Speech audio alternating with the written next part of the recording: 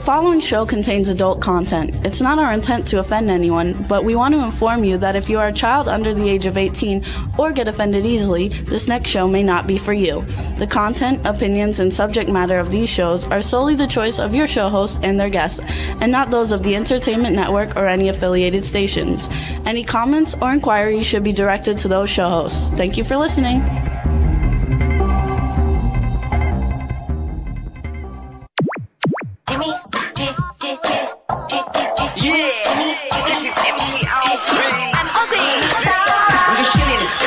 Sitting down and designing, where every man them are thinking, what are we gonna be wearing? Yo, I'm a Liverpool MC, you can't trust me, big up the girls inside the party. Let's get down to crazy Jimmy, big up myself and known as Alfie, the one and only, the Turkish MC. Always love the clothes of Jimmy. Bitch, I'm your wanna be, Jimmy Star's new celebrity. We'll take you out to Jimmy Star's. Hey ho, what's up everybody? Welcome to the Jimmy Star Show with Ron Russell, bringing you the good times in music, fashion, pop culture, and entertainment. Hope everybody's doing good today. We're going to have a fun and exciting show. I'm fixing my camera. What's up? Chat room is going on. We have two fun guests, you guys. We have actress and comedian Despina Mirou, I guess. And then we have Monique Marvez, who's a really well-known female comic from Miami. So it should be a lot of fun. I think we're going to have a good time. Before we get started, let's say hi to my cool, outrageous man about town co-host, Mr. Ron Russell. Oh, we both have orange watches on. That's good. Hi, everybody. I had to put my hearing aids in. Now, listen to this, okay? Everybody listen to me. I am 85 years old, so therefore my hearing is going. I never played music loudly. Never. Now, Jimmy, when I get in the car, sometimes leaves the radio on, and it's blasting. I mean, loud, you have to jump out of the car because it's frightening. So I told Jimmy that loud music will destroy your eardrums and you will lose your high-pitch hearing. So Jimmy will be deaf by the time he's 75 years old or 70 years old. That's not that far off. not that far off, as he says. Hearing aids are a pain in the neck.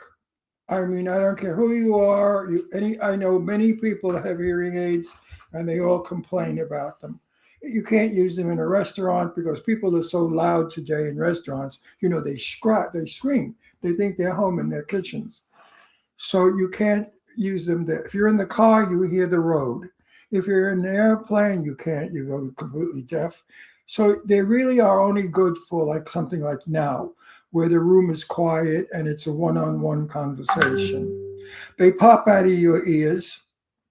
They are really annoying. So I find that growing older, when you do things like I'm doing, working in show business, making movies and doing this show, is very, very difficult because of my age.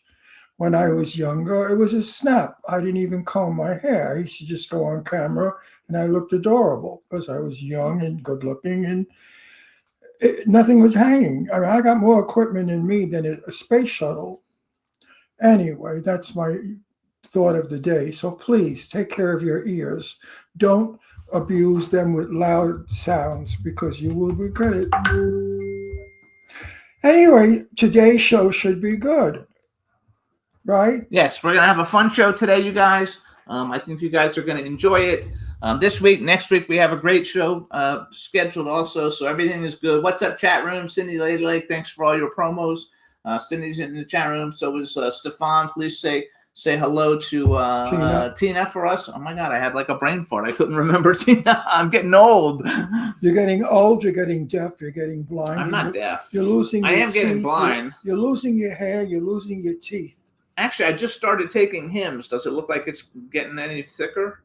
What? I started taking stuff to make my hair grow. I think it's already working. I think I have a little bit more hair now. I have like one more hair. I studied this cosmetology years ago when I was young because I was a hairdresser. There is no such thing as growing your hair back. There is now. No. There is. You saw Billy. Billy was wearing that net thing. No, Billy's hair grew back. I'm telling you, like it's a real thing now. I can Oh, tell. You okay. watch, you guys. It says 6 months, so in 6 months we'll see if I have any more hair than I do now. Fortunately, Ron doesn't need it because he's got beautiful hair. Yeah, but my hair's wet now because I just got out of the shower. That's okay. So hope everybody's doing good. Hope everybody had a good weekend. Lots of fun stuff going on.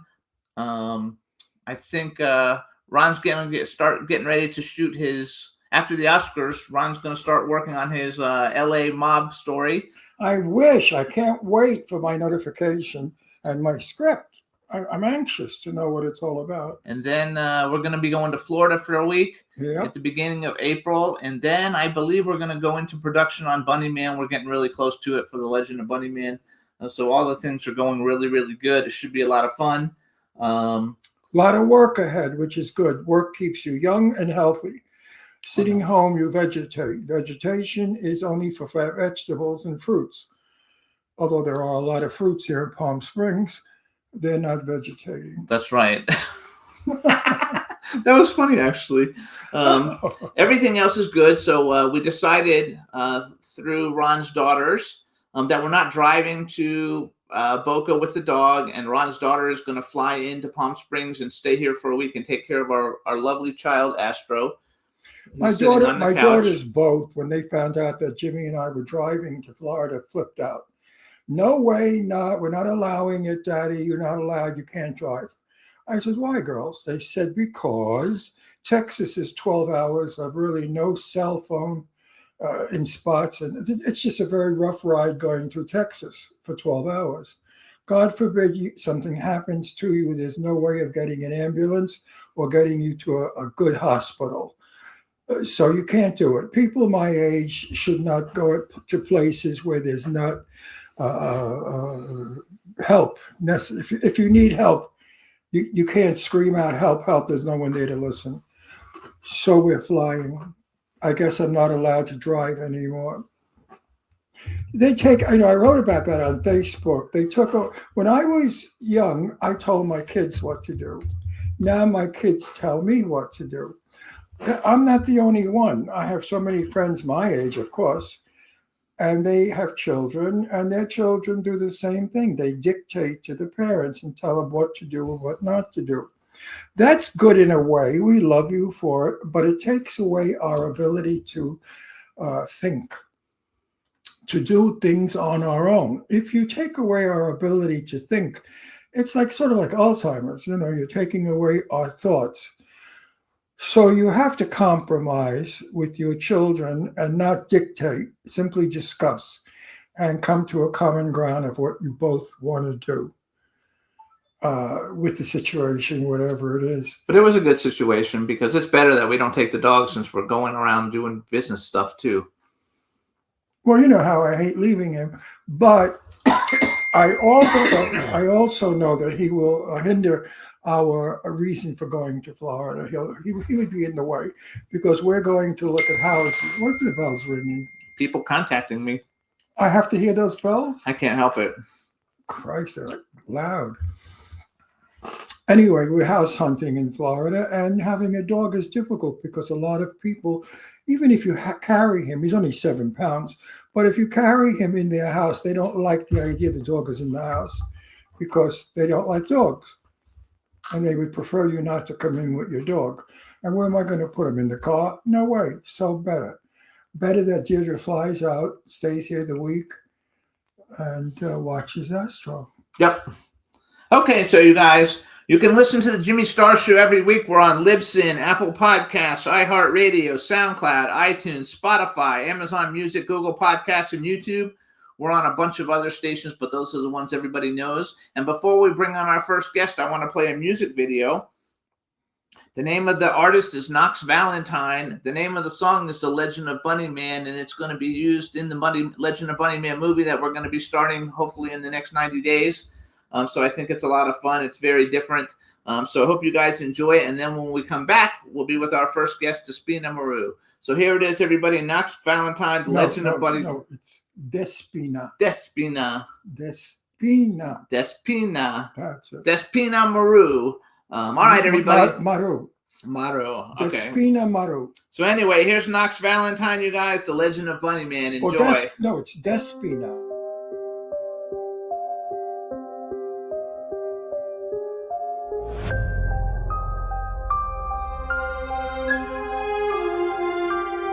Beneath the moonlight, shadows creep. In a suit of white, he doesn't sleep. Bunny Man's back, the whispers say. In the heart of the night, he's come out to play. Legends never die, they just evolve. In fear we stand, the truth we resolve. Bunny Man's back, in the dead of night. With a hop and a skip, he brings the pride. Run for your life, there's no escape. The legend reborn, that's Bunny Man shade. From a small town where stories grow, in the dark alleys people move slow. If you hear the thump, better run and hide. Bunny Man's lurking, he's on the inside. Every dark tale has its spark. He's the ghost that haunts the dark. Bunny Man's back, in the dead of night. With a hop and a skip, he brings the pride. Run for your life, there's no escape. The legend reborn, that's Bunny Man shade.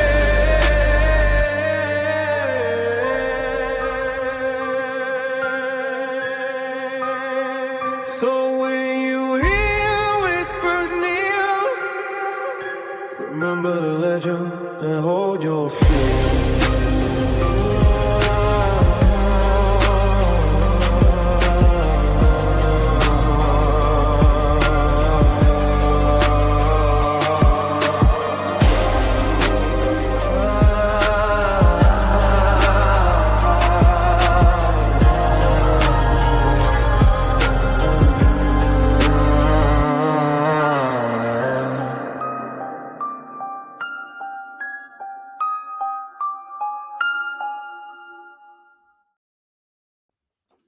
Ugly, Hey! ugly, ugly. That's an ugly bunny. Yes, it is, and it's going to make a ton of money, you guys, because he's going to be the next big horror icon. We haven't had a big one since Art the Clown, and he's going to be the next Art the Clown, you guys. We've got action figures, stuffed animals. We have everything all set for it, and we're going into production soon. So I'm very excited about it. All right, now we're going to bring on our first guest. Hello! Hello. Look at that. Wow. You look fabulous! Thank you. Grazie and French, mille merci from French. Come sei bella, bella, bella, bella. Proprio Oh, una bellissima donna. You are so Oh. lovely. Let me do an introduction. Everybody, now we want to welcome to the Jimmy Star Show with Ron Russell. Not only is she beautiful, but she's a genius. She's an actress, a writer, a stand-up comic, a director, and an astronomer. You guys, Despina Mirou. Is that how we pronounce your name? Despina, Uh-huh. Despina Mirou. Miru. There we go. So this is my cool, outrageous man about town co-host, Ron Russell. Come sta, bella? Mwah. Bene, molto bene, mille grazie. How are you guys? Sei Grecia, And no? Thank you very much for inviting me to your show. It's my honor to talk with you. I love you and thank you for the recognition of what I did in my career as a scientist, as an actress, blah, blah, blah, blah, blah. Cool. So one thing I didn't realize, Eileen reminded me, is that we've actually met you before. We met Yes. you with Scott Page at one of the those concerts that Scott used to do at the Globe. We actually met her. I totally forgot that. I remembered after Eileen told me. So Yeah. we have actually met you before. Yes. Bless Actually, you. you say true. Yes, I was working with Scott Page and this amazing that was a fantastic experience. I make the MC for the She froze. We froze. Oh, what happened? Okay. this big dough. Oh, pardon. And You have hay fever. You have like hay great fever. show with these amazing lasers. It was what I have. I said you have hay Wait, fever. lie You have over like hay over fever. my glass for you. There you go. She had runny eyes earlier when I was like talking with her, and she's got. You have a little bit of a cold or hay fever, or something. No, no. Is an inflammation in my eyes. Inflammation in your eyes. Okay. Well, you look beautiful. I wish I could speak Greek. The only things I know in Greek are apana, kalimera sas. Those are the words I know. Why? Because my brother-in-law was Greek. His name was Evangelo Antonides, and he had a sister who was Despina Batitis. And I have a very good Greek background. My sister learned to speak Greek because of her husband being Greek. Greek people have a wonderful history Exactly. and are some of the loveliest people you'll ever meet. Because our Greek side of the family, they were all just respectful and beautiful and traditional. He's Italian. I'm Italian. So when my sister married she said something. Right. Say it again, Despina. We say in Italian language, Italians and Greeks are very similar. And we used to say a slang, una faccia, una razza, means we are the same. Yes, about my heritage, I born and I grew up in North Greece, which is the place of Spartacus, and we have the island of Samothrace in English, which is the great Alexander born, and big fighters and goddess. Also, if you know Orpheus, it's a historical area, the area that I born. I'm in the border at the end of the Greece, between Bulgaria and Turkey. But I'm very happy that I grew up there in the mountains and in the river, because opposite from my village is Turkey, is a Turkey country. I've been to Turkey. So you speak a bunch of languages, though, right? How many languages do you speak? Best 3, but now I think I'm starting French because This would be very difficult. I know. I had such a great time at the Caesar Awards, and the French people are also very kind, very polite, very. I don't know. I also make a stand-up here, and I had an amazing experience from the comedians. And tomorrow I have a meeting with some producers because they asked me to do something in the films here. So wait, let's go back. So you were just in Paris for the Caesar Awards honoring Jim Carrey. You're a big fan of Jim Carrey. Yes. I can talk to you only in one episode for Jim Carrey because. What she said? She said she could talk all day about Jim Carrey because she loves Jim Carrey. No, I'm gonna take you in 100 episodes about Jim Carrey. Why I admire so much this specific actor. First of all, okay, for the whole comedians, he is an idol. He is our and many of course. I have the honor to meet Mel Brooks in my life. Big comedians. He's your favorite, though. Jim Carrey's your favorite. Jim is my favorite. I'm gonna tell you the reasons.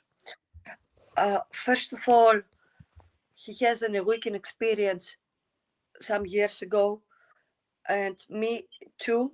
So I understand exactly what he say. I feel him as a soulmate.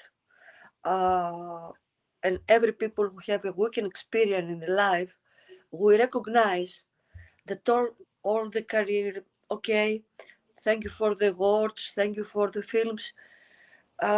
This is the result of the work. At the end of the day, I'm gonna die, so I want to offer something to humanity. So when we have an awakening experience, as Jim Carrey say, he's not Jim Carrey anymore. It was like he played a character, and now he's nobody. And I agree with this. Also, he said many things like everybody must be famous and rich for one day to recognize that the money and the publicity cannot make you happy. That's bullshit. That's bullshit. Money and fame makes me very happy. Yeah, but Poverty, no. This is material. Yes. The thing is to be rich in the heart, and this is the point to me. Yes. And, no, I get that.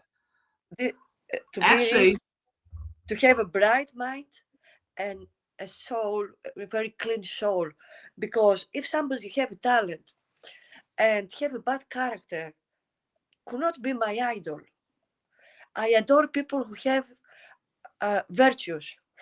I'm What? coming against. he likes Carrey. people with virtues. With Carrey. Yeah, virtues. with virtue, yes. Yes.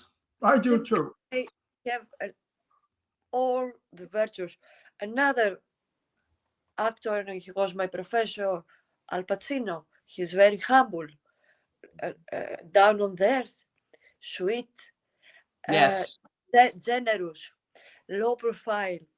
Another legend that I meet. Wait. Go back. I want to go back to Jim Carrey because I used to be a pretty well-known clothing designer. Yeah, but and we know Jim Carrey. I know. I'm going to get into that. So his ex-wife. Ex-wife. So I invited Jim Carrey to the grand opening of my showrooms, and it was in Florida, and obviously he couldn't come, but he actually sent me a letter and an autographed picture saying, I'm so sorry I can't come. Thank you so much. He was very, very humble and fabulous. And then when he was married to Lauren Holly, Ron, and then me and Ron are very good friends with Lauren Holly's father, who passed away like 2 years ago. So we kind of have our 6 degrees of separation. And we have lots of stories about him from the father. He's fabulous. From his father-in-law. Yeah, he's a very good, actor. You never see anything bad in the tabloids about him because he's just a good person. So I think that he's a good one to have. So let's talk a little bit. Holly said that he was crazy to live with because he was crazy, she thought. So when you see him working, a lot of that is his problem because he has that in his real life also. And you can't be on stage in real life, you know that. Did you understand? Capito che cosa hai detto? I understand. I believe Jim Carrey. You have to know. Wait, let her finish. Jim Carrey is the same Jim Carrey as he started. Jim Carrey is absolutely different. I don't know about his past. He used to say also that he has depression, but once you have the awakening experience, you recognize that all this is mind games. So when you say that, are you saying Wiccan experience, like witches? Wiccan, is that what you said? I'm not sure what the word is that you're using. Are we talking about Jim now or about? Yeah, well, you said that you had a Wiccan, that Jim Carrey had a Wiccan experience. Is that Wiccan like a witch experience? Jim Carrey has a Wiccan experience when he was reading the Eckhart Tolle book, The Power of Okay. Now. And also he used to open Eckhart Tolle speeches, and he talked to the audience and college and people about the light and about all these very beautiful spiritual things. Yes, I had an awakening experience also. and I recognize and understand everything from what he said. To have a weekend experience is like you realize that your whole real life is like a dream. That's why all the materials, as I told you before, look like nothing. Like you give priority to your soul.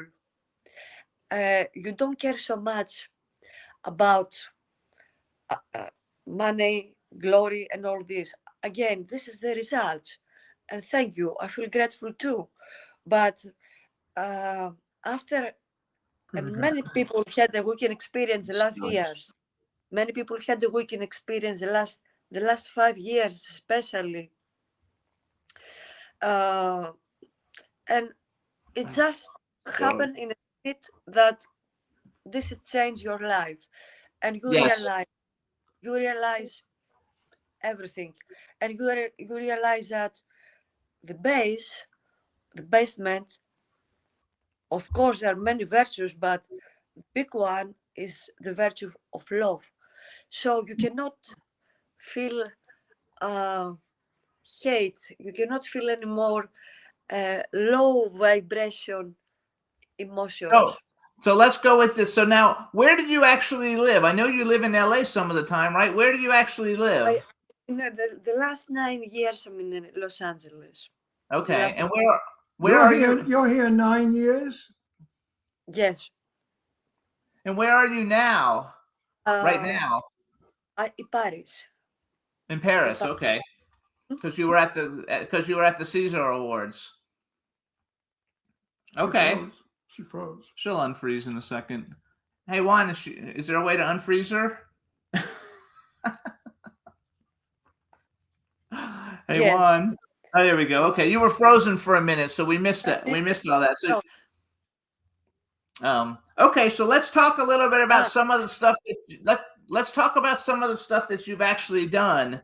Besides, first of all, how long have you been a comedian? Because Ron used to do stand-up comedy also. For years. For like 40 years. For 40 years I did. I want to tell you very quickly my story. From when I was a child, my parents, my father died, my mother, they're farmers. So when I was 12-year-old, I started to write and paint from younger age, but on 12-year-old, I received a writing award for poetry. And when I was 13, I received a writing award for a novel. And I was painting non-stop. And still I don't have so much time for painting. I do portraits. Aileen have my portraits, you know that. But also surrealistic. I love the Salvador Dali and blah, blah, blah. So I went to Athens because I want to study. I was a very good student. I have a very high IQ. Good for you. You know, it's good. Let me tell you something. Because I'm long time without a man. And I say to Aileen 2 days ago, I discovered that the men looking for a stupid and bitches. And I'm a good girl and smart.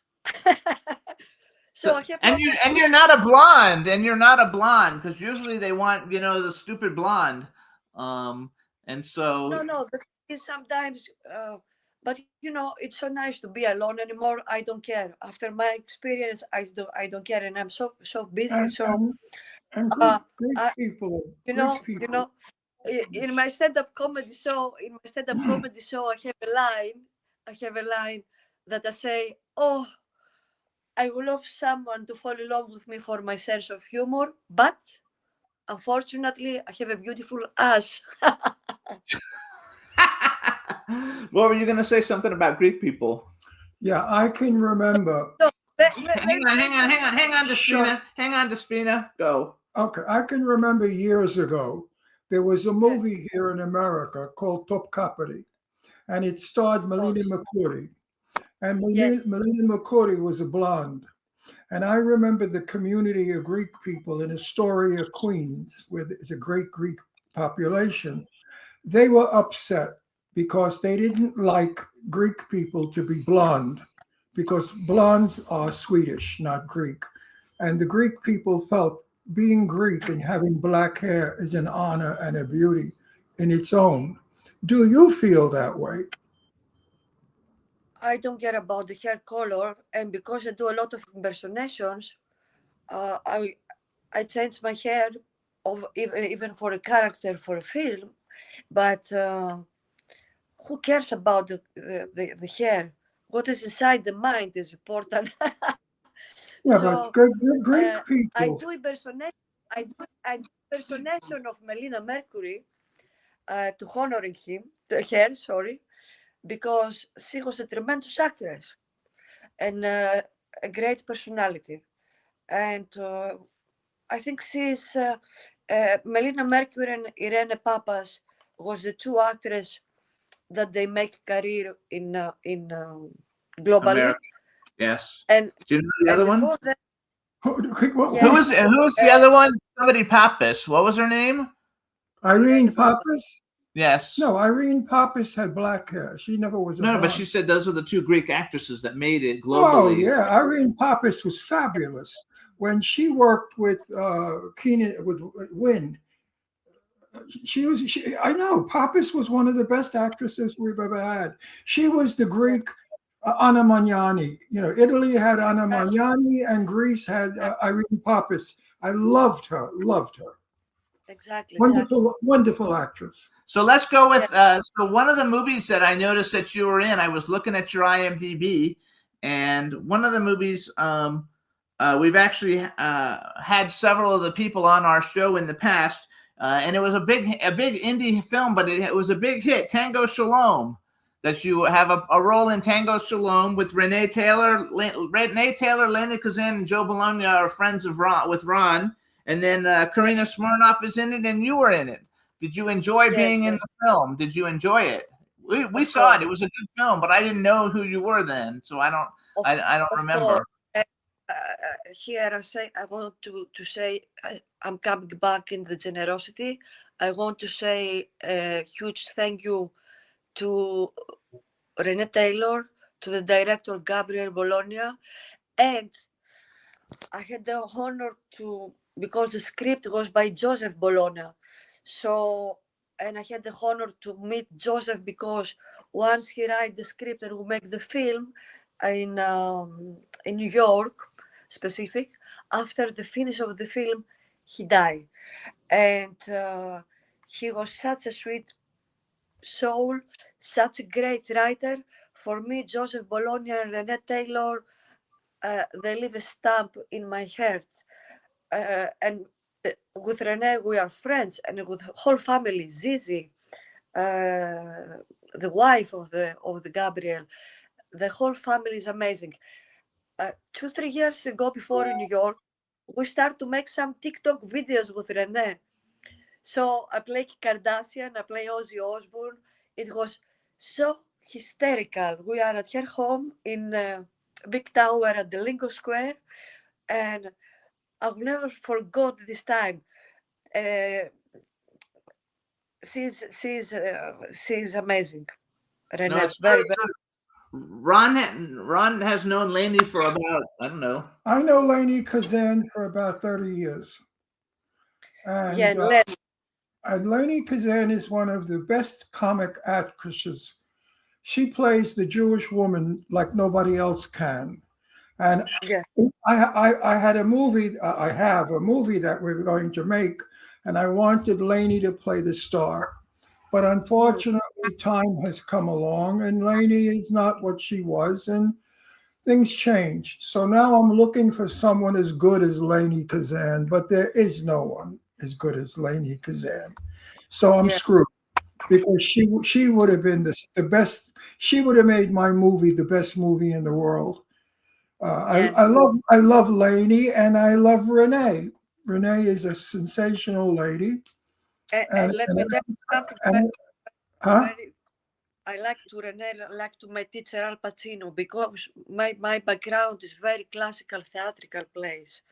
The reason that I do stand up in Los Angeles is because they don't have classic theater. But another reason that I love Renee, Al Pacino, the few actors that they do theater, and Renee, last year and this year, she make a tour with a monologue 1 hour and a half on stage. Yes. I mean, respect. Only for this, she wrote the play. The title is My Life on Diet, and she's 1 hour and a half on stage. Did you see? Did you get that? I've seen the play, and I was backstage with Joe. Joe is supposed to be a priest. Did you know that? Yes, and in the He was film, going at to the be time- a priest, and then he Yes. stopped and became an actor. Joe Bologna is a pal, a good guy. I miss him. He was a wonderful person. I've been in his company for hours, waiting for Renee to get off the stage. So I was backstage with Joe, and we would talk and talk and talk. And he was just a nice fella, just a good guy. I have a question for you. First of all, another movie. So you did a lot of movies with Eric Spade Rivas, and he was. Wait, we're talking about Joe Bologna. Okay.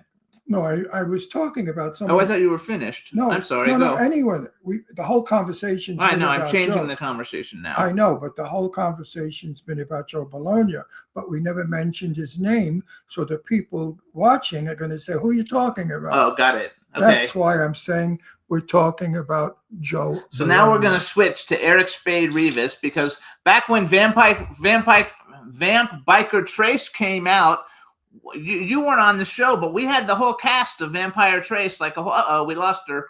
Hopefully she's coming back, you guys. Let's bring her back. Let her go. I can't let her go. I need this. I'm in torture. I know, but we don't happen very How often. did you do this?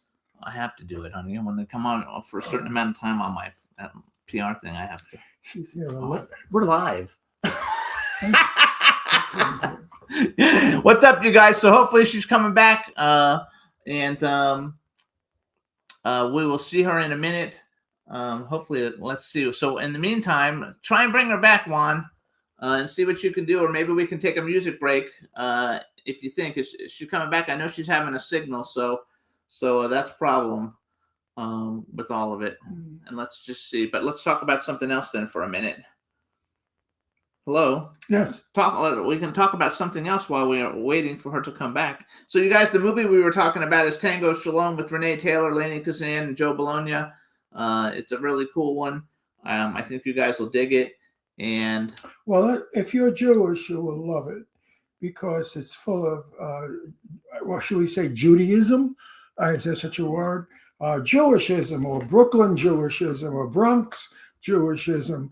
It's all the old broads I grew up with when I was a kid, all those wonderful women that were mothers. They were mamalas. They weren't like today's women. They were homebodies. They made beautiful chicken soup and krepla and mandel bread and wonderful food, and they loved their children.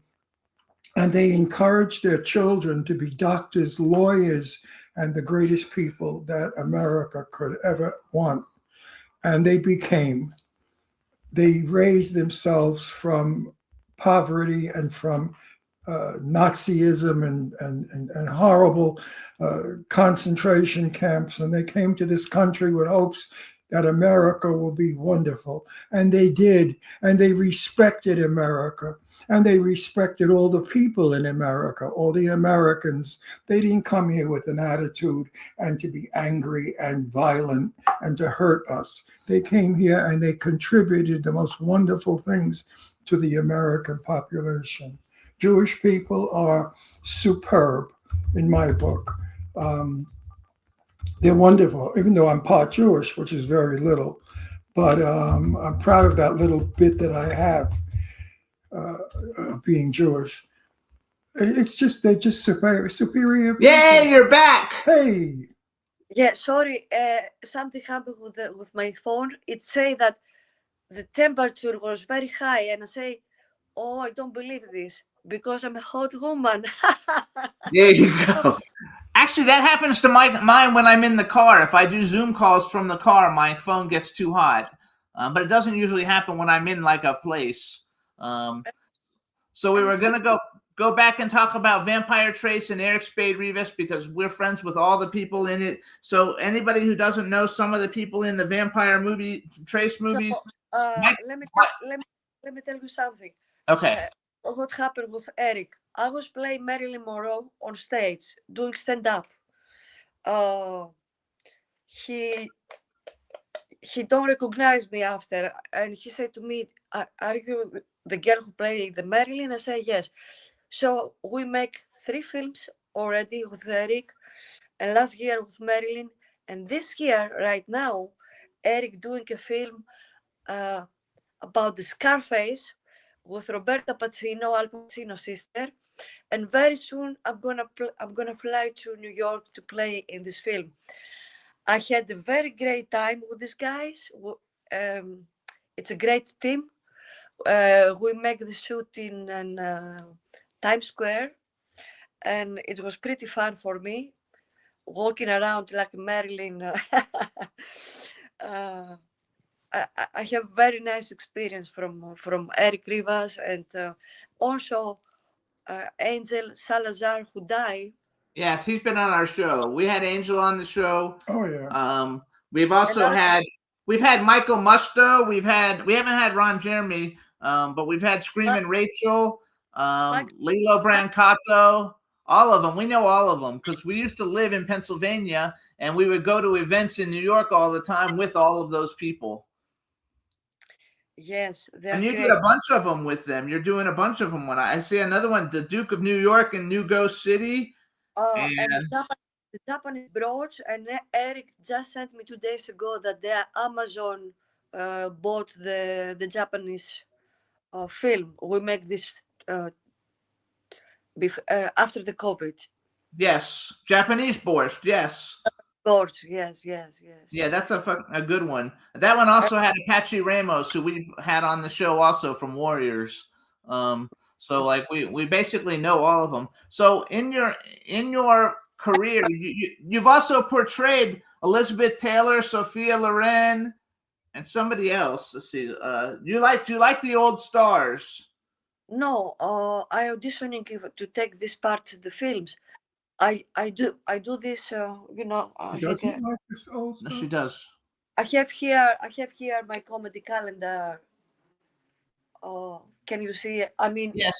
So tell us all the different people that you portray. that was my first calendar, which is Judge Judy, Eminem, Kim Kardashian, Elton John, Lady Gaga, Ozzy Osbourne, Sofia Vergara, Johnny Depp, Penelope Cruz, Freddie Mercury, David Bowie, Ariana Huffington.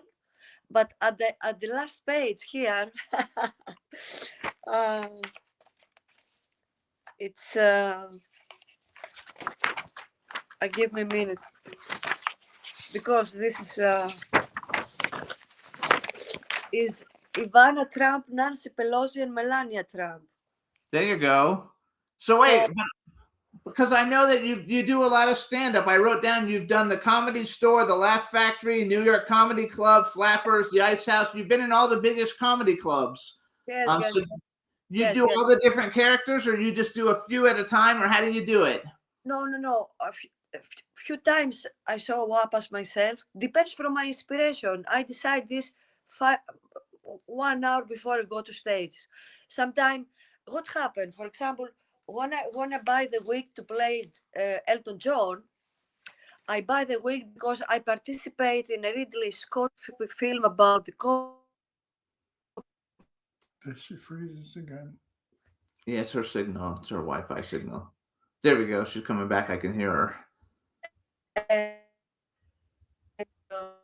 title is Life in a Day. Hello? Yes, we're here. You're every once in a while your Wi-Fi freezes and we lose some of you. But that's okay. So you portrayed all those different people. But it's fun because I never decide from before. I go with the flow. Let's say when I bought the wig to play Elton John, some woman told me in Los Angeles, Despina, did you know Judge Judy? And I say no, because I never have a TV in my house. You hear me, guys? Yes, you don't have a TV, so you didn't know who Judge Judy was. Never. Both Greece and USA, all of them. I didn't even watch my comedy TV series in Greece, not even the American. And I never watch my films. Never. He doesn't like to watch his films either. Never. He doesn't ever watch his films, and he's been in like 50 of them. But especially the TV is very loud in. I love the quiet environment because I write a lot, and TV for me is a pain in the ass. So I never have TV in my life. But what happened? It's funny because I had the Elton John wink, and a woman said to me, "Did you know Judge Judy?" I say no. So I take a look in YouTube, and I say, "Oh my God!" So I was ready to play Elton John at night. And I said to my manager, Mark Pritzer, Mark, I discovered a woman said to me about Judge Judy. She is so funny. I'm going to try if I catch the makeup, because for every character that you see, I do the makeup and the hair and everything, the clothes. So I catch the makeup and I show up in the comedy store without lines. And it was just improvisation. And I start to judge the audience. You, shut up, and all the craziness and all of her style. It was one of my best times is when I played Judge Judy, and what happened. I want to talk to you a little bit about the Ozzy. I used to play Ozzy very often. He's one of my lovely characters also. But when he died in the summer, they called me at the Comic-Con Festival in San Diego. That was first time I went to San Diego. It was very beautiful, but it was all day long wearing the wig and the makeup and the sunglasses of him. And what happened? The whole summer, until I left back to Europe for some works, I play every night. All the clubs call me to play Ozzy. Unfortunately, he passed away now too recently, because I love him, Ozzy Osbourne. I love it. He was very funny and very, very lovely also. Absolutely. So when go ahead. My manager say one night, why you cannot try to do Sharon Osbourne, the wife? So I went to Hollywood Boulevard and I buy a wig, and I did an impersonation of Sharon. And after I said to my manager, what about to make the whole family? The daughter, the son. So you do them all. You know that they used to have a TV show here called The Osbournes on MTV, and it was a very good show back in the day. Yes, I took many lines from this show to play them. From both Sharon and Ozzy. Let's go back to classic Hollywood. Who are some of your favorite classic Hollywood stars?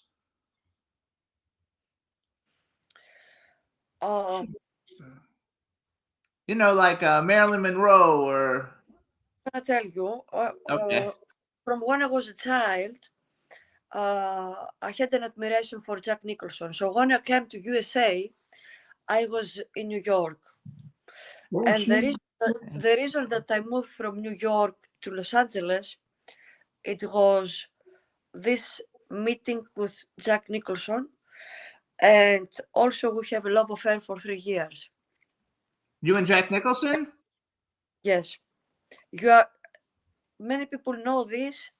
First time I say this in public. Jack is always in my heart because we have similar characters. He's funny in the life.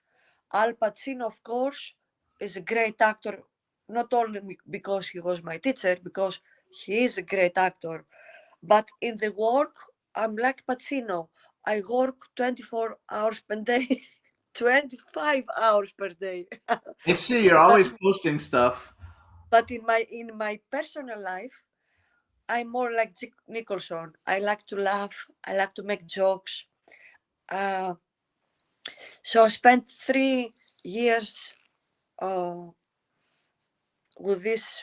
What can I say now about Jack? I love Jack Nicholson. Like, he's one of my favorite actors, and I'm happy that he's still around and with us. You froze again too, so we kind of I think we lost you. But Juan, can we get her back or no? I know that that's her internet that's bad in Paris. I want to apologize to our audience for all this crap, but she's in Paris and we're in Palm Springs, and Her Wi-Fi connection is not good. That's a little bit of a distance. Yes. So let's pull her off, though. We're having European difficulties. That's right. We're having European difficulties. There we go. So she may come back. If she does, we'll only talk a few minutes because we got to go on because our next guest will be calling in a few minutes, and we have a couple things we got to do. But thanks, everybody. And want to say hi, too, to Ambitious Builds in the chat room. He's a great guy, and he does a lot of stuff for us. And so we appreciate all his support coming into the show. And what else was I going to say? Now I forgot. I'm all disheveled. Well, when these things happen, it throws you off, Being on TV without a script is difficult, number one. And to keep people interested in what you're talking about for 2 hours is number two. I know we're good at it usually. And if your accent is so thick that you people can't understand, you have to bear with it. This actress has a difficulty with the English language, and it's very difficult for me to understand what she's saying. I keep asking Jimmy, what did she say? What did she say? And also she talks without having a breath or stopping, and that doesn't allow us to come in with anything to kid around about. So she's not an actress to joke around with. She's a serious actress, and her interview is very serious. Yep. She also was discovered in Greece, you guys. She played the Greek version of The Nanny. They had their own show, kind of like The Nanny, where she played the nanny in Greece. Right. And she was in Crimes of the Future with David Cronenberg, and Life in a Day with Ridley Scott, and Hotel Tehran with Liam Neeson, Zachary Levi, Wes Chatham, and Titus Welliver. So she's got a great resume. She's done a bunch of great things. And I think she really is pushing her, as a comedian. Because those are really Comedy Store, Laugh Factory. Those are all huge, comedy clubs. I haven't seen her stand up, but I talk to her on the phone all the time because we work with her at World Star PR, and she's a great talent and in demand. And she basically gets interviewed in magazines and publications almost every day. Somebody is talking about her, but they're mostly in Europe. A lot of publications that are in foreign languages and stuff like that. But she's a super great talent, and here she's back! Yay! So Despina, Sorry. That's okay. You have bad. Your Wi-Fi is not good. Your internet is not real good. That's why it goes in and out. So let me ask you another question. When are you coming back to the States, and what do you have going on coming up in the States? Rephrase that. Oh, when are you coming back from Paris to the United States or to California? To start. My mother has dementia, and I have a younger sister with autism, which I take care for both of them. Not now, years now. Good for you. I need to go back in Greece to help them, and after I'm gonna go to New York to do the film with Eric and Roberta Pacino. And after I start middle of April another film in Los Angeles. All of my films are drama. All the films. I make another film with Gino Donatelli, a director from New York. The Avenue with Mickey Rourke. Yes. At Brooklyn. Ron's from Brooklyn. I was born in Brooklyn. Yes. Renato, Brooklyn. I like Brooklyn. I love Brooklyn. And I like New York more than LA, to be honest, because also in stand-up comedy, the audience, they want to hear something really smart in New York. In LA, the audience are more. They're all stoned in LA. No, Everybody's loaded. Are you kidding? you know, it's funny because sometimes I took the mic and they start to laugh and say, "Why are you laughing, fanculo?" I don't even say the joke. Listen, Despina, if when you're in New York, if you want good Greek food, do you eat Greek food? All of my life, I want to. Okay, here's where you have to go. You have to go to Dip Mars in Astoria, Queens.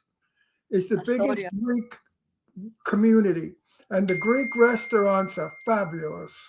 All get Greek, that. food, and all the people in the restaurants, the chefs are all from Greece. So it's real Greek So food. it's real Greek food. Yes, yes. And that's Astoria, Queens. Queens, yes, yes. I love it. So everybody, you can follow Despina on Instagram. She's at Despina, Despina Mirou. Are you on TikTok? I think you're on TikTok too, aren't you? TikTok and Facebook, but Okay. I don't like the social media. My manager put an Aileen Shapiro, my PR from your Aileen, put upload because to be honest, it's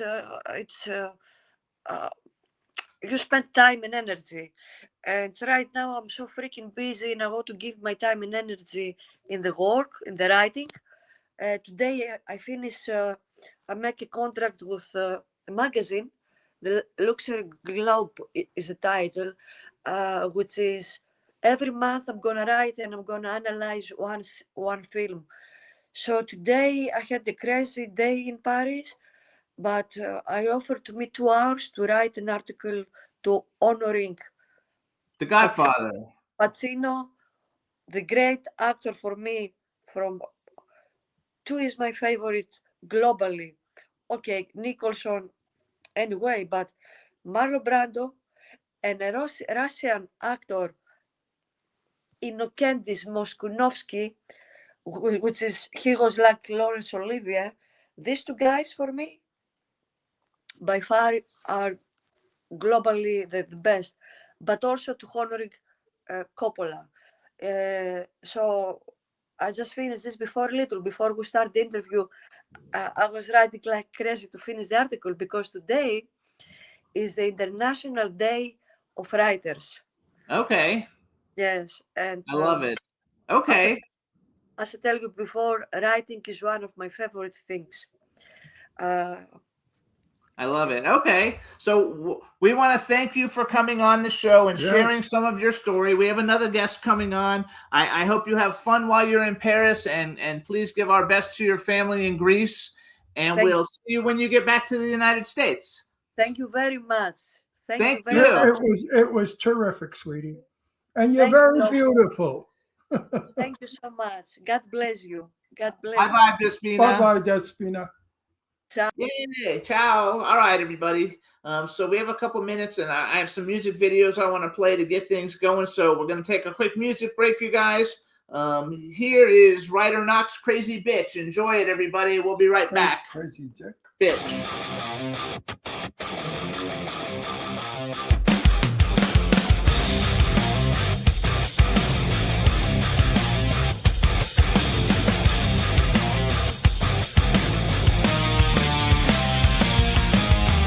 She struts in like a storm in the night.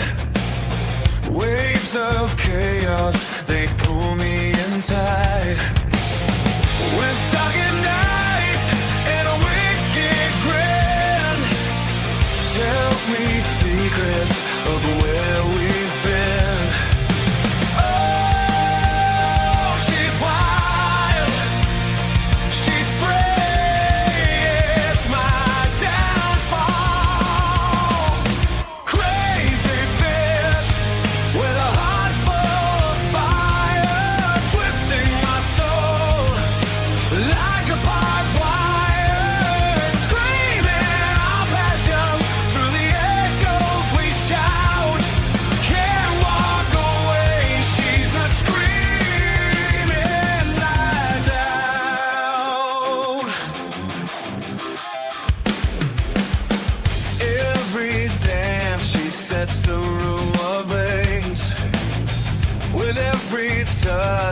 it's a dangerous maze. Laughs like thunder makes the ground shake. A crazy ride for the boldest to take. In the shadows, we rise and we fall. Crazy bitch with a heart full of fire, twisting my soul like a barbed wire. Screaming our passion through the echoes we shout. Can't walk away, she's the scream in my doubt. Hold on tight, this wildest of dreams. Crazy nights, nothing is what it seems.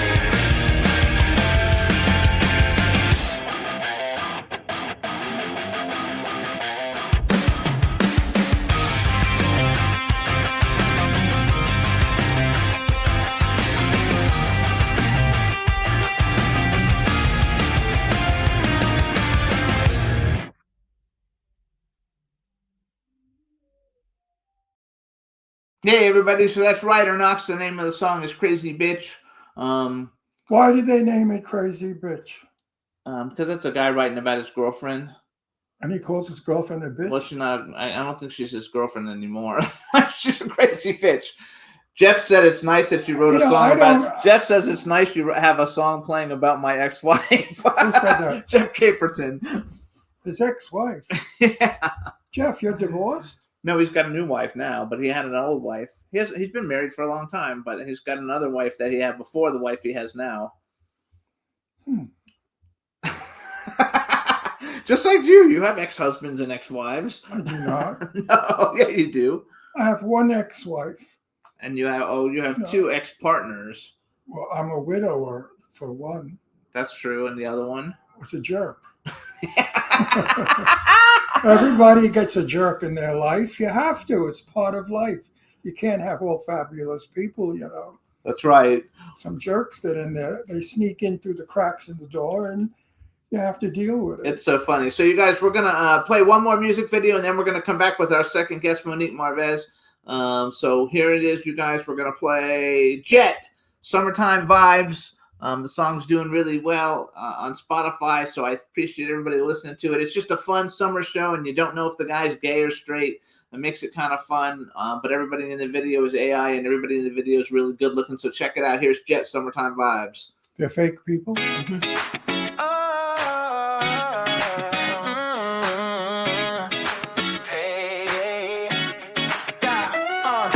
Cruising down the boulevard, sunroof open wide. Yeah. Got my boys in the back, summer days we ride. Yeah, chilling with the ladies, laughter fills the air. Everything's perfect, no worries, no cares. With the bass pumping loud, we own the night. Summer vibes, everything feels so right. Summertime vibes, living wild and free. With my crew, yeah, that's how we be. Girls in fast cars, we're chasing the sun. In this summer dream, we're never done. Convertible shades on, we're cruising in style. Gasoline and good dreams, let's go another mile. From bonfire parties to the beachside scene. Just good vibes and the sound of the machine. Under stars we dance, no need to pretend. These are the moments that never end. Summertime vibes, living wild and free. With my crew, yeah, that's how we be. Girls in fast cars, we're chasing the sun.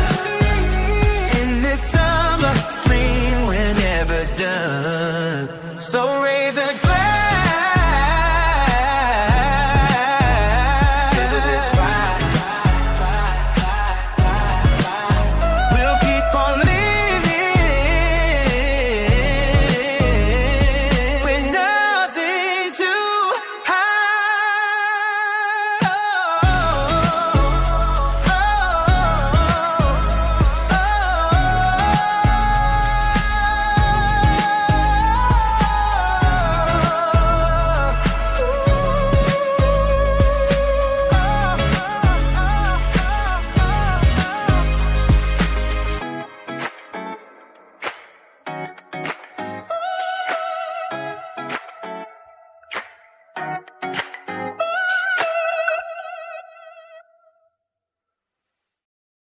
So that's Jet, you guys, Summertime Vibes.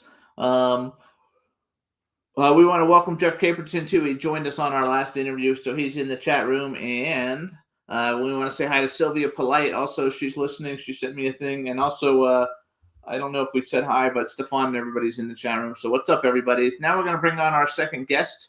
Her name's Monique Marvez. Let's bring her on. Monique. Hey! Hey, Jimmy.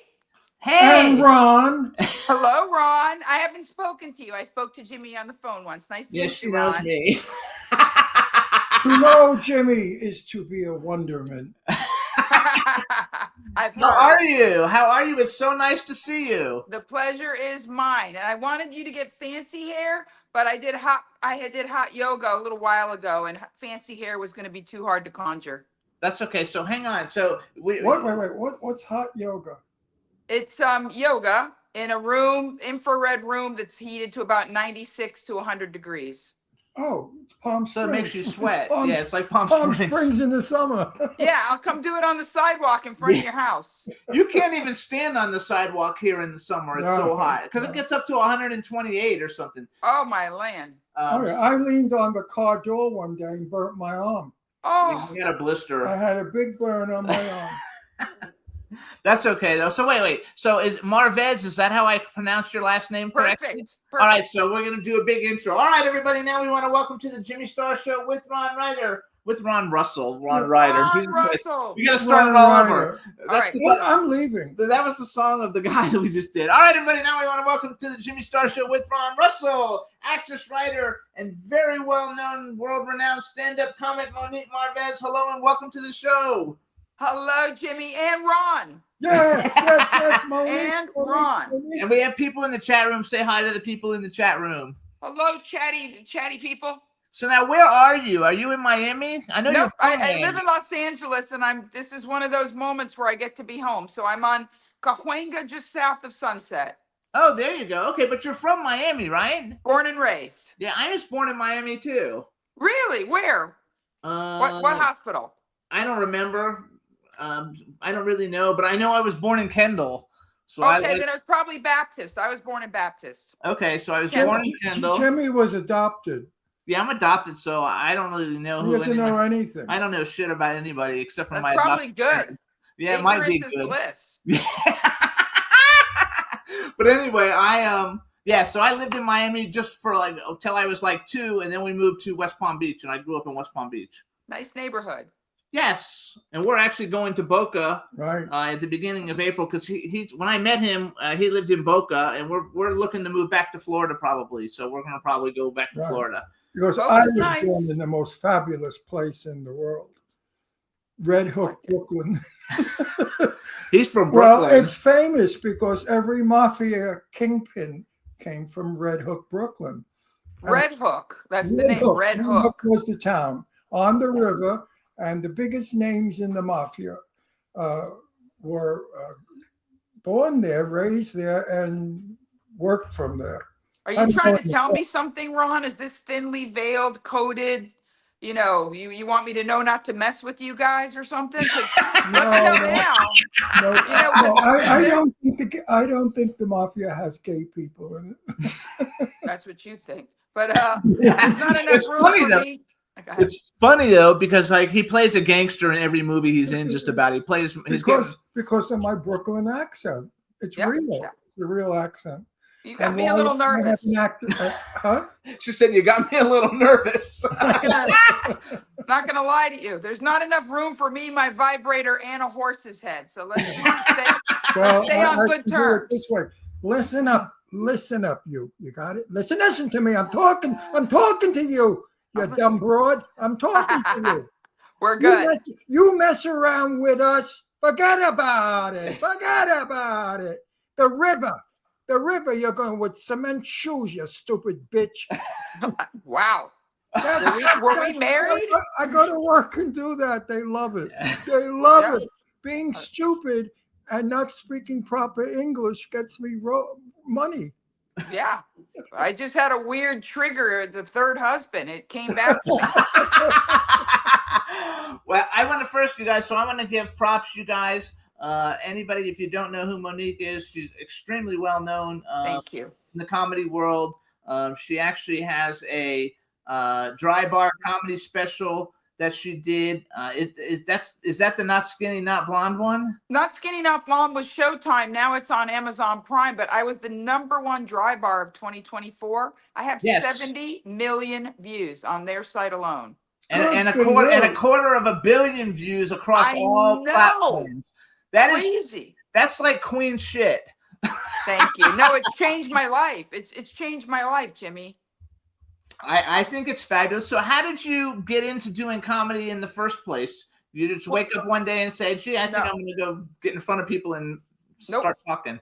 I got to be honest with you. I tell people I'm not a comedian now. I just tell the truth and wrap it in bacon so you'll eat it. You know, I just say the thing everyone's thinking because I have zero filter. You know how when God puts you together, you know, there's parts that are supposed to go in. He left a few out with me. I don't care what other people think of me, which is very rare for a female, let alone a Hispanic female. And I pretty much say what I believe to be true that's going on around me, you know, and people are astounded by that and think it's hilarious. But like for instance, one of the jokes that gets the hardest laugh is when I say women read these magazines, the bedroom trick that drives them wild. I'm like, you want to know the trick? Show up. Like that's like half the world is just BS, you know, just cut to the chase. Be there. It would Yeah, help. well, I learned, I did stand up and drag for Oh. 45 years. You must have been amazing. Well, I did Jane Russell because she was my best friend. And we hung out. We were like brother and sister. That's why my name is Russell. I named myself after Jane. And I impersonated her. And I did great jokes. Like, I admit my breasts have dropped. I cut my nipple while shaving my ankles. You know, I mean, shit like that was funny in those days. It was risque. Today, you couldn't go anywhere with it. The reason why I did it in drag was if I worked as myself, I was a very good-looking young man, very You're handsome. handsome now. What do you mean? No. God, I'm nothing like I He's was. He's going to be 86 in a month. Ron, trust me, I'm a straight female. You got a thing. You got a thing. You got a No, thing. but I used to look like Tony Curtis and sound like him when I was young, and that didn't work. Audiences didn't like my jokes because I was too tall, thin, good-looking, and dressed well. I'm going to say the same thing to you. You do not have a comedian face. Most female comedians are ugly.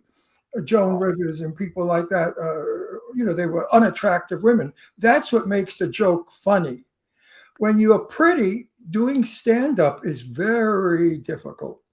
So doing it in drag, I became another person, a woman. So I could do women jokes. Right. Like, especially about sex. Like my husband wanted to have sex. So I just laid there and he stood up on the bed. I even forgot the joke, but it's shit like that. And they loved it because here is a man dressed as a woman comedian. What is your trick? Because you're a very beautiful woman. You're very, very, very kind, and to be No, very I'm not kind. candid. I'm honest. I'm like you. Yeah, well, thank you. If he didn't think it, he wouldn't say it. If you were an ugly woman, I would just say your ugly face makes it funny. Thank you. Well, three But things, not. because you're about to be 86. I say it on stage. I'm 63. And Oh, wow, you look great.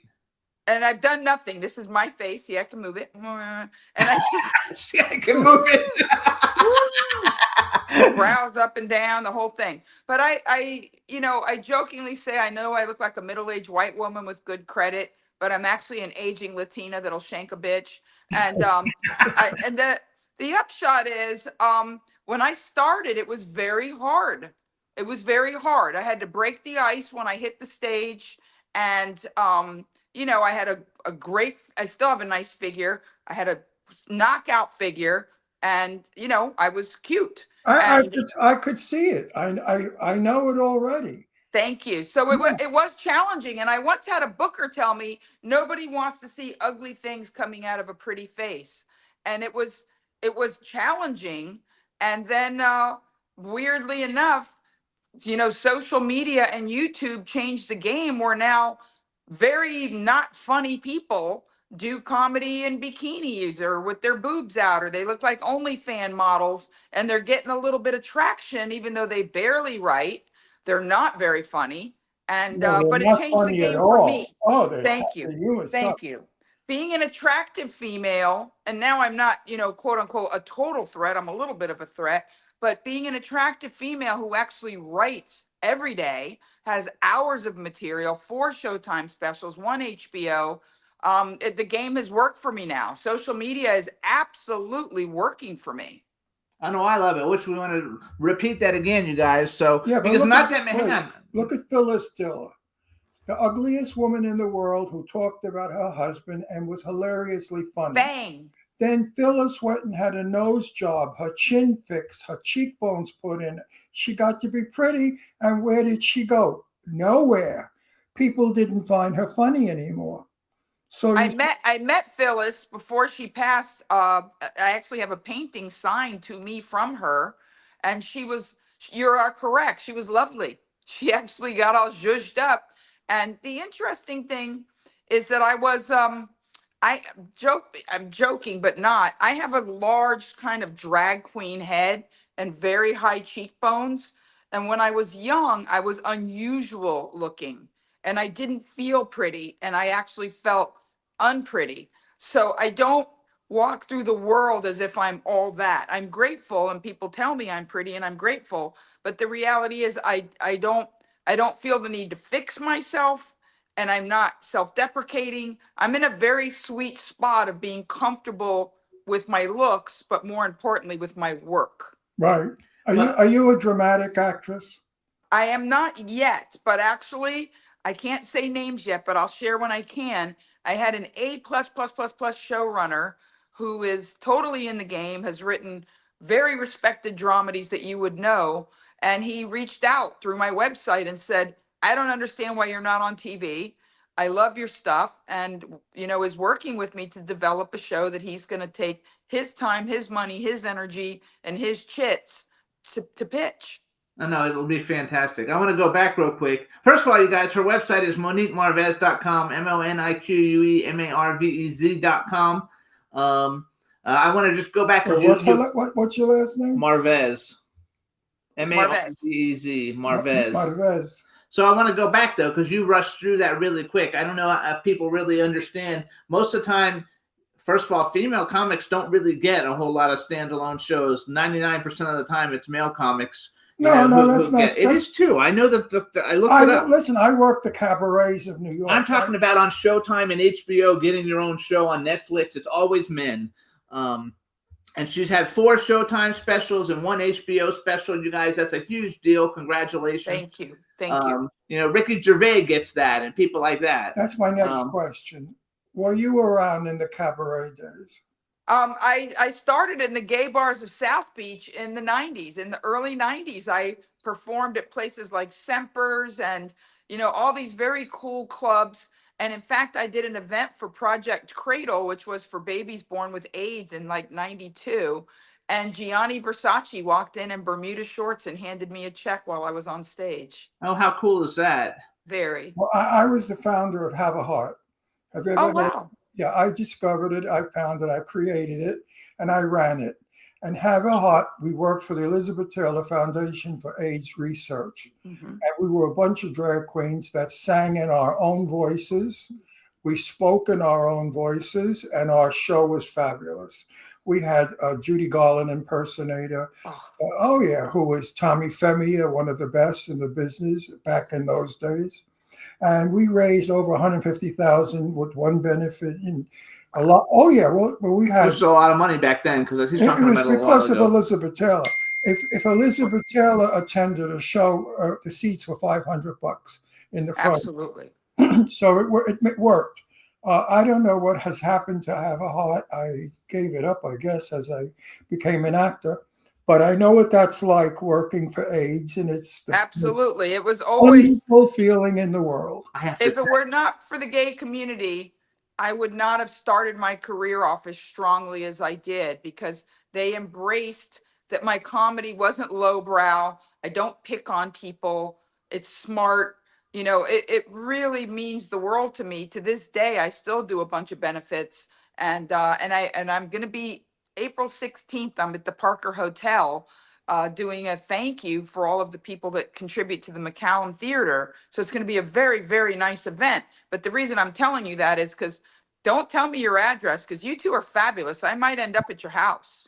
I think we're coming back from Florida on the 15th, actually. I think. I'll have to find out. But I want to go back. First of all, the Gianni Versace, the reason I got so many years I supported myself as a clothing designer, and I became a clothing designer because of Gianni Versace. Wow. He was a lovely man. I'm an energy person. He was like my idol. I never met him. I saw him, but I was too afraid to like go talk to him. I saw him at the News Cafe. Oh yeah, The News Cafe. I was afraid to go to see him, but I did the costume design for Too Fast, Too Furious, and I've dressed Elton John, and I dressed Madonna. I dressed all kinds of people back in my day as a clothing desiginer, and it was a lot of fun. But the News Cafe, my God. Did you know what I found out about the News Cafe? I don't know. Maybe this is going back a lot of years. Maybe it was the second time I ate there. I would always leave a tip. And somebody I was with one time said, don't leave a tip. And I said, what do you mean don't leave a tip? They said 15% is included in your bill. Yeah. And I didn't know that because that's Because what of the foreigners. They do that in Italy. Italy, they do that. They include the tip in the check. So I felt terrible. I always left a little something, una mancia, we say in Italian. And yes, Versace was there one day. But He used to go there all the time. I performed in the music room of the News Cafe with the pianist, Billy. And we would do a little bit of comedy and a little bit of piano. And we would do this really fun cabaret style show in the music room. I want to say his name was Billy Martin, big pianist on South Beach back in the day. But boy, did you just remind me. I remember the owner was named Mark. I believe he was Israeli. And he would come in and watch me do comedy and laugh and book me again. That's terrific, though. But Versace was getting up and leaving, and he put a newspaper under his arm, tucked it, and his little shorts. He was a little man. He just walked away like he was nobody. Absolutely, like and my favorite. Everyone ignored him. Nobody. He was my favorite. That was the wonderful thing about South Beach back then. Now South Beach has got different people in it. If you're a celebrity, you can't go there because different vibe. Look, things change. Back then it was models and very, very. It was so much fun. Very VIP. I went to the MTV Awards. I went to the Dance Star Awards. I walked the red carpet. It was a blast. Those were the funnest times ever.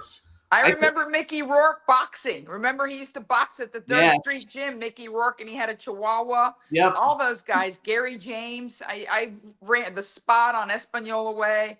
I walked the red carpet when Dave Navarro was dating Carmen Electra, and I was right next to them, and Paris Hilton and Nick Carter. It was the best. And my friend Ozzy, who Ron knows, we used to go everywhere together, and it was just a blast. So great memories. So I want to say, back then, the people that I knew when I lived in Florida were all what should I say, wannabes and arrivals. It was nice because I was with Jane Russell, and I was with Mr. Blackwell and Elizabeth. Wow. No, Blackwell. He ran in a big crowd. But Blackwell was my best buddy. Are you kidding? He ran in the crowd of all the classic actors, and I was friends with all the 80 actors like Corey Haim and Corey Feldman and people like that. Betty Davis's house for apartment for parties. Whose house? Betty Davis. Oh my land. Yeah. So you don't act. But wait a minute, let me finish. Back then, we had stars, and we knew how to treat our stars, and our stars appreciated it and friended us.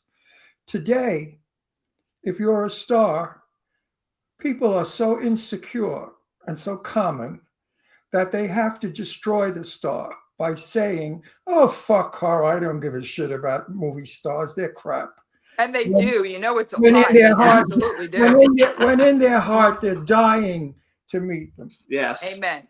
When I was friends with Betty, it was because I showed Betty what respect I had for her and her work, and how much I loved her dirty mouth, her smoking, her drinking, her commonness. Because as elegant as she was in Now Voyager, in real life with gay people. If she got to know you, and after she got bombed, which was always, she became a broad.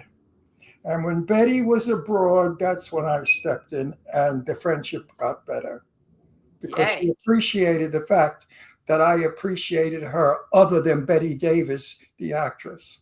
So Absolutely. But I I think, don't know what the hell I'm talking about, but that's well, You're here's the right. thing, Ron. You've Huh? touched on a point. I think that I started in the gay bars and my following, I think that there's a synchronicity, a synergy between gay men and strong, intelligent females who make their mark in the world. I don't know what my life would be if not for, I have a harem of amazing gay men that are my friends that just support me. And romance comes and goes, and girlfriends will sometimes ghost you, but those men have been my backbone, some of them for 30 years. Yeah, that's beautiful. well, the reason that I had so many female friends was I have to clean it up a little bit. A woman that meets a straight man and hangs out with him, all he wants to do is fuck her. And I'm glad he cleaned it up. He never compliments her. He never compliments her because that's feminine.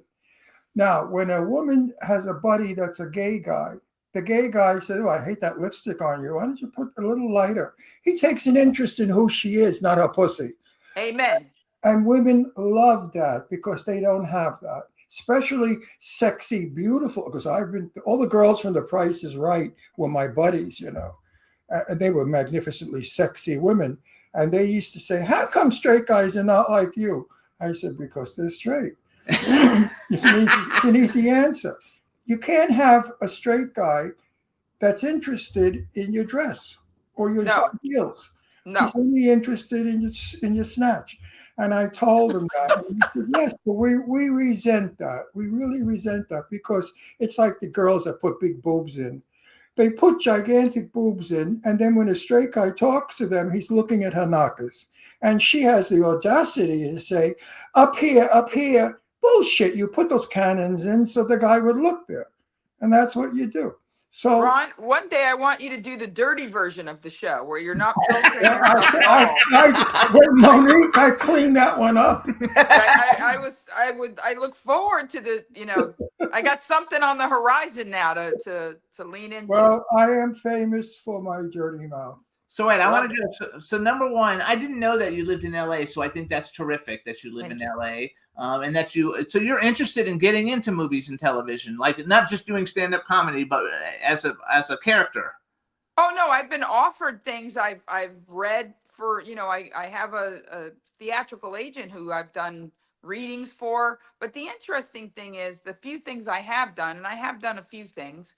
Yeah, you did something with Gary Busey. You did something with Gary Busey. I know him. Did. Yes. He's crazy. He's fun as hell, but he's crazy. He lived across the canal from me in Florida. Oh, really? He lived next to Barbara Streisand's mother, or down the road from her. I lived on the, what the hell canal is that? I don't remember. I used to in Boca. Was that the Intercoastal Waterway? In the Intracoastal Waterway, that's what it was. Yeah. I know it well. She lived I lived in an apartment building here, and then across the way were houses, and Gary Busey was there. And he was crazy, and you could see him out in the patio. I met him at an event. The way I built this show before I knew Ron, was I was a clothing designer, and I would go to conventions and I would give free clothes to the stars, and then I would become friends with them and they would come on the show. And so I spent a whole weekend with Gary Busey where everybody was bothering him, and he would put me in front of him, and when people were trying to take a picture, he would grab my shoulders and move me so they couldn't take pictures of him. And crazy stuff. And then we went to dinner, and he started a fight at dinner, and he almost got arrested. But we had a blast. It was fun. I had a very good time. But so let's go. He was on. When he was on, yes. Do you miss Florida? Excuse me? Do you miss Florida? I go to Florida very frequently. I'm taking a red eye tomorrow. I have a show in Del Rey on Friday.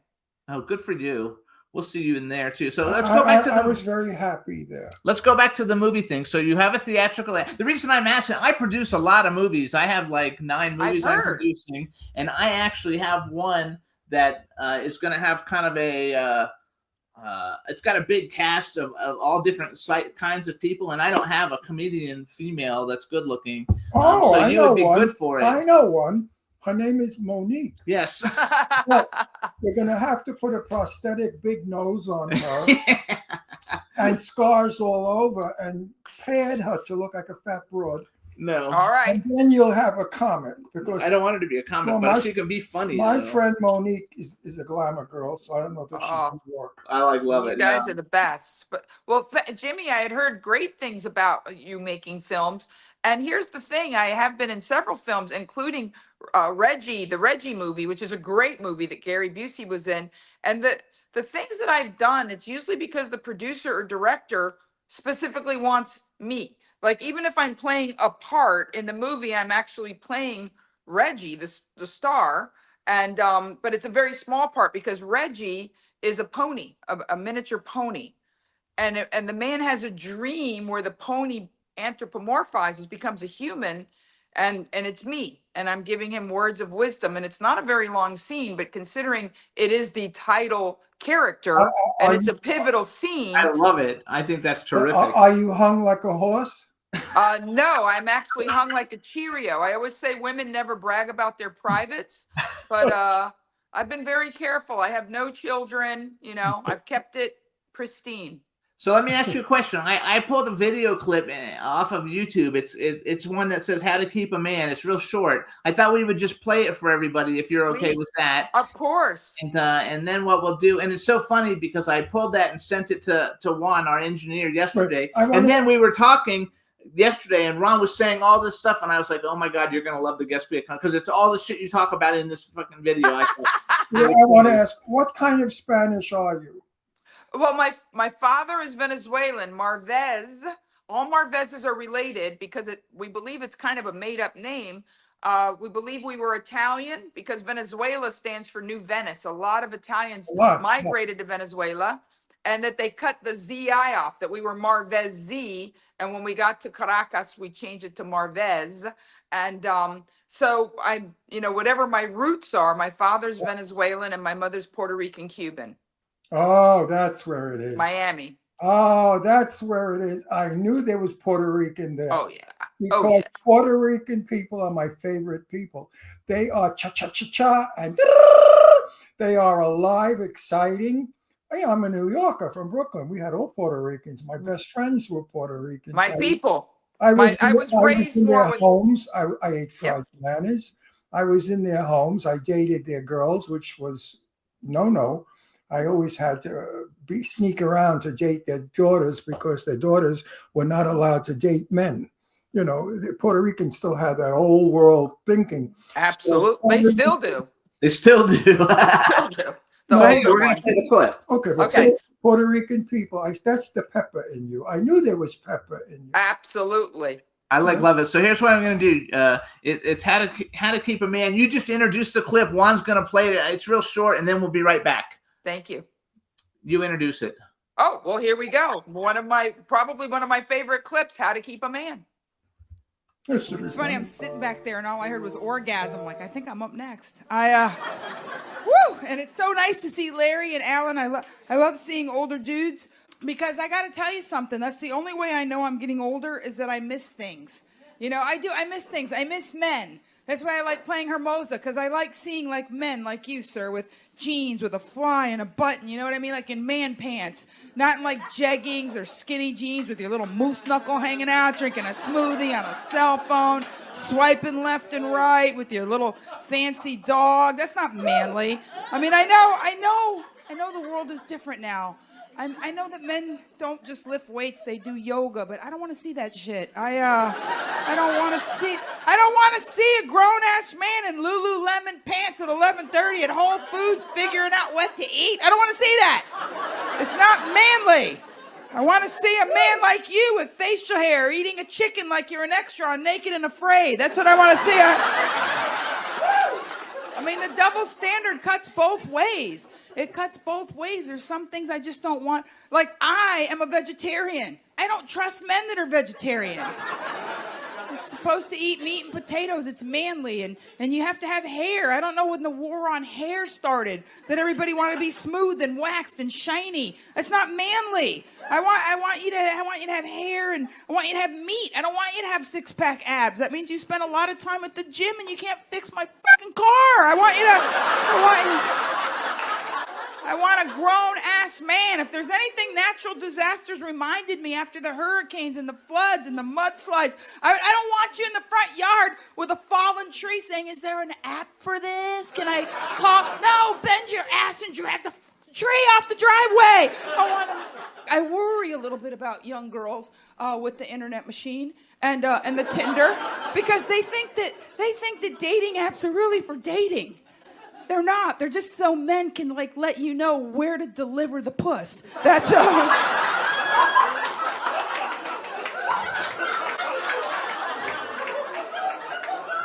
You're just making it easy. Did I say that out loud? I said it out loud, right?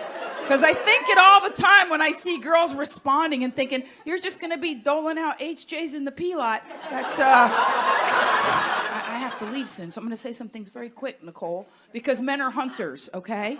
Don't put all your business everywhere they can see it. Be mysterious, Nicole. You want a man to love you forever, Nicole, forever and ever and ever? Don't talk to him. That's what your friends and gay men are for, okay? I wish these were jokes. I do. No, I do. No, I swear, I love this guy's response. Write a book, bitch.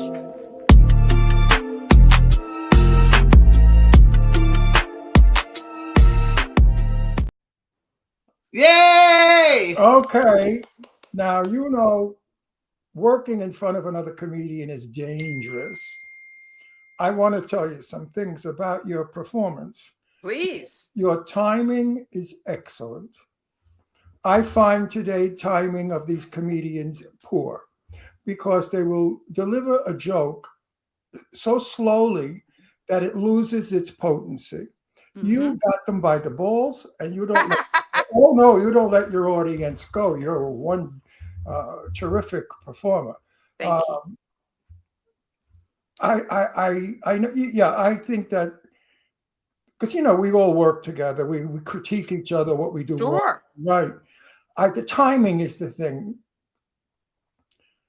A good friend of mine who's a soap opera actor, Sean Kanan, does stand up, he thinks. And I told him, Sean, your timing is terrible. Timing, all about timing. And when you do stand up, it's all about timing. You have to deliver the line, hit the button, and go. If you don't go after you hit the button with the right timing, you drop. People have time to think. And thinking analyzes and makes a joke normal. Get them when they think the joke is crazy, because that's what makes people laugh, craziness. I think you're an excellent comedian. And I'm not blowing smoke up your ass because I'm honored. I don't do kind. that. I don't need to critique you. I could have kept my mouth shut and just let the show go on. But timing, that's what I said. That's what he said while it was going on. He was like, she has great timing. Because that's his complaint about all comedians. You didn't let the people have a chance to think or laugh. You went after them. You went boom, boom, boom, boom. That's how I did it. When I worked, I had great timing. No. I had great timing. When they were hysterical laughing, I was already in the next joke. And they would say, I can't breathe. When the audience says, I can't breathe, then, because from laughter, you got them. Never let them not laugh. The minute they stop laughing, you have to warm them up again. So keep them hot. That's what you do. Thank you. You have a great mouth. Which, you guys, if you go to Monique Marvez, if you just go to YouTube and plug in her name, you can see her channel. She's got tons and tons of clips. Yeah, because she's got a great mouth. She doesn't stop. She's very, very, you can hear her. Oh, that's another thing I hate. Mumbles. Oh, when stand-up comics do this, and they're talking in a what the fuck are you talking about? You have great back row. I call it last row in the theater speech. Thank you. That means the world to me, you're Ron. a talented woman. Thank You you. really are. Actually, we got to give a shout out. Hugh McPherson is in the chat room and he's like listening. Hey, I love Hey, you. Hugh's actually coming to Palm Springs next week. We're going to go out to dinner with him. Who's Hugh My McPherson? Porn Star Wife. The Yeah. movie My Porn Star Wife that we're The doing. guy from Long Island? No, he's from Florida or from Ohio. My Porn Star Wife. Yeah, Jimmy, I have so much shit going on in my head. You I know. think I Anyway, remember he's anything? coming to. We're going to dinner with him next week. Hugh's a great guy, and I'm producing a movie with him that he wrote, and he's going to be directing it called My Porn Star Wife. One of the best comedy scripts you will ever read. It's so fantastic, and we're very excited about it. And actually, it's because of you that I met you. I'm segueing into a plug. Ladies and gentlemen, I am proud to announce what is it I'm doing? With Ray. L.A. Mob Story. Yeah, but what is it? It's a I say it's a movie. It's a TV series. Well, there's a difference. It's a TV series, and it's about how the mob got to LA from New York. Takes place in the 40s. And that's it. I just wanted everybody out there to know it's going to happen. It's going to be happening after the Academy Awards, I think, because they're all tied up with the Academy Award stuff. Sure. It's going I'm on. going to work on a lot of movies ahead of me, one after another. And at 85, it's difficult.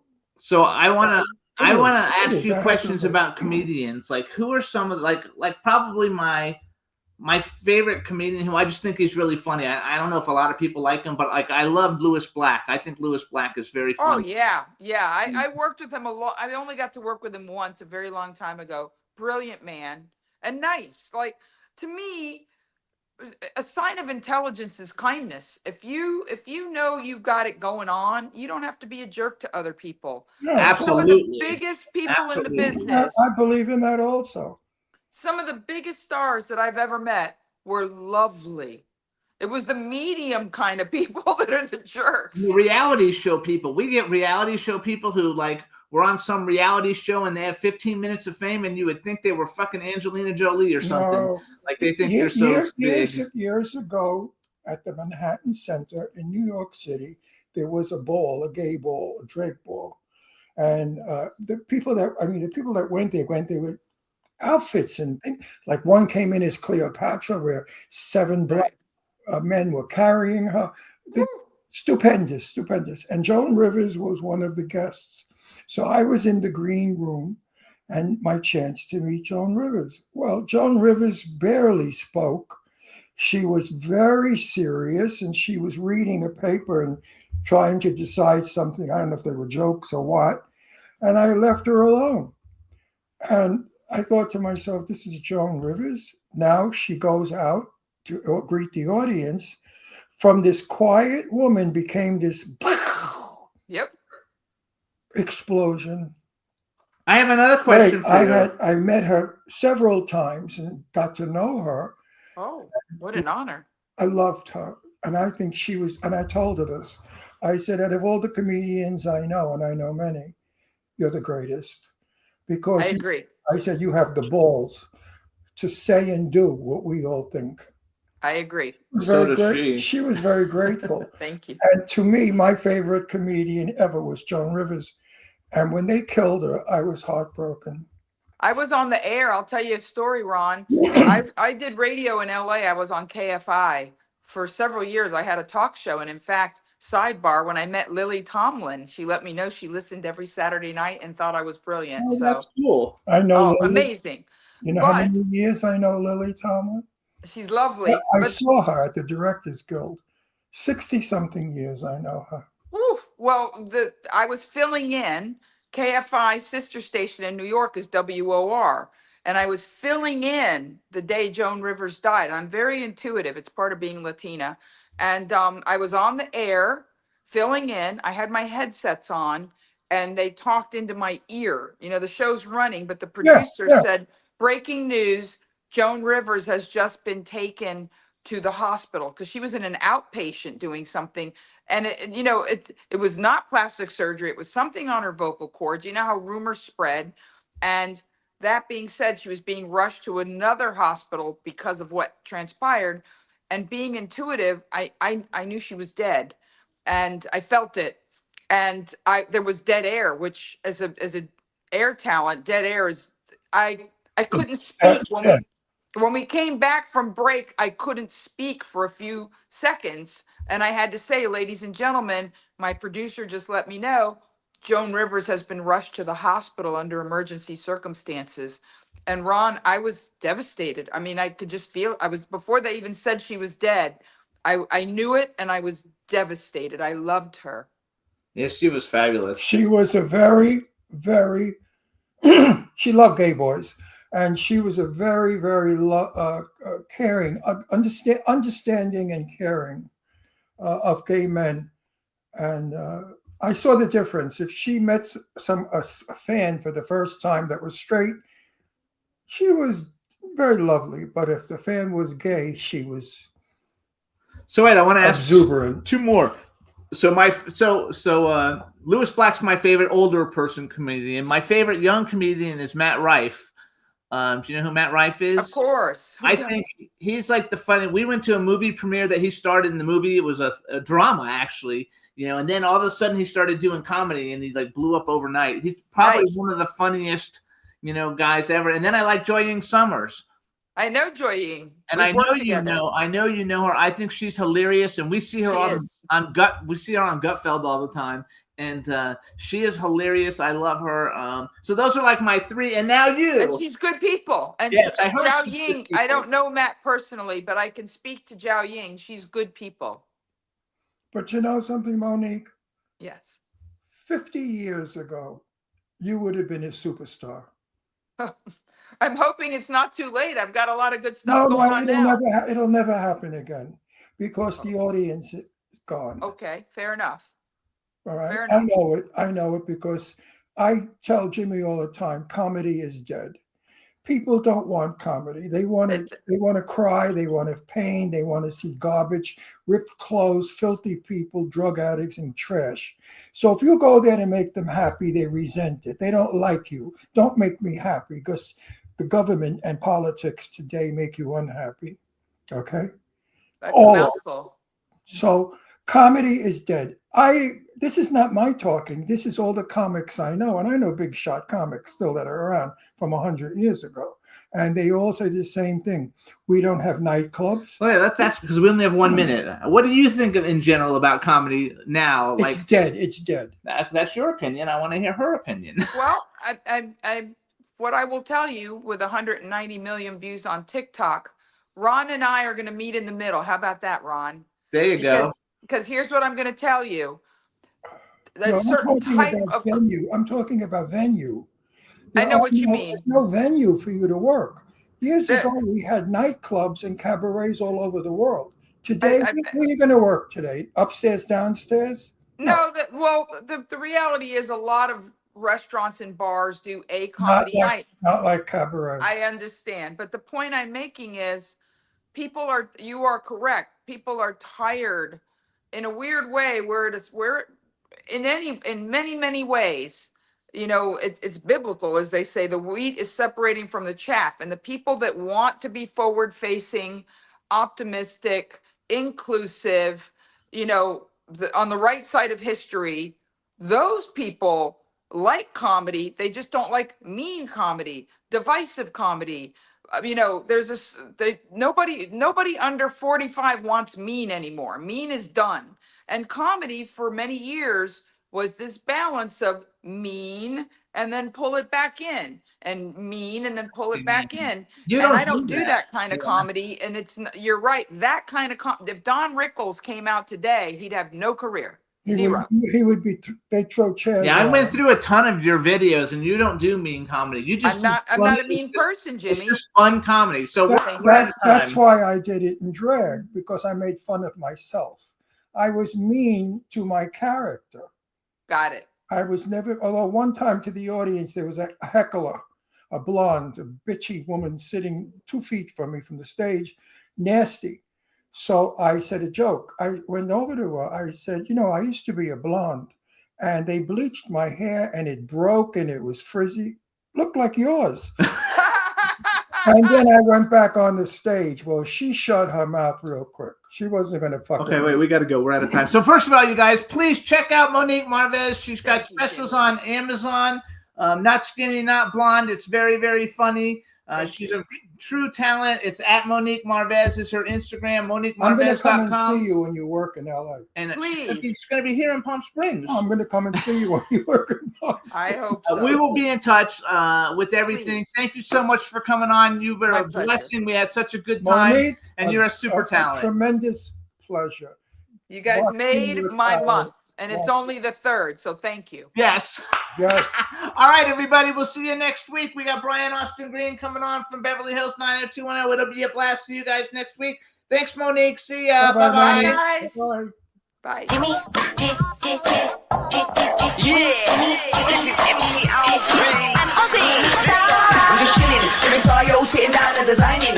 Why every man them are thinking, what are we gonna be wearing? Yo, I'm a Liverpool MC, you can't test me. Big up the girls inside the party. Let's get down to crazy Jimmy. Big up myself and known as Alfie, the one and only, the Turkish MC. Always love the clothes of Jimmy. Bitch, I'm your one I wanna be. Jimmy Star's new celebrity. We'll take you out.